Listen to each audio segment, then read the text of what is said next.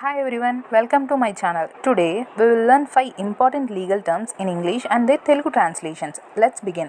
First one, burden of proof అంటే రుజువు భారం.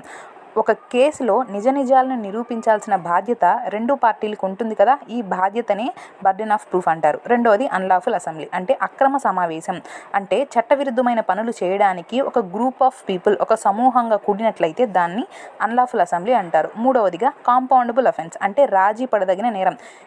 బాధితుడు నిందితుడు ఇద్దరు కొన్ని మ్యూచువల్గా అగ్రి అయ్యి కాంప్రమైజ్ అవుతారు కదా, దాన్నే రాజీ పడదగిన నేరం అంటే కాంపౌండబుల్ అఫెన్స్ అంటారు. నాలుగవది డిస్క్రిషన్ అంటే విచక్షణ అధికారం. కోర్టుకి లేదా న్యాయమూర్తికి తన చట్ట పరిధిలో కొన్ని సొంత నిర్ణయాలను తీసుకునే హక్కు ఉంటుందన్నమాట, అది స్వేచ్ఛ ఉంటుంది, దాన్ని డిస్క్రిషన్ అంటారు. 5 పెట్టి అఫెన్స్ అంటే చిన్న చిన్న నేరాలు.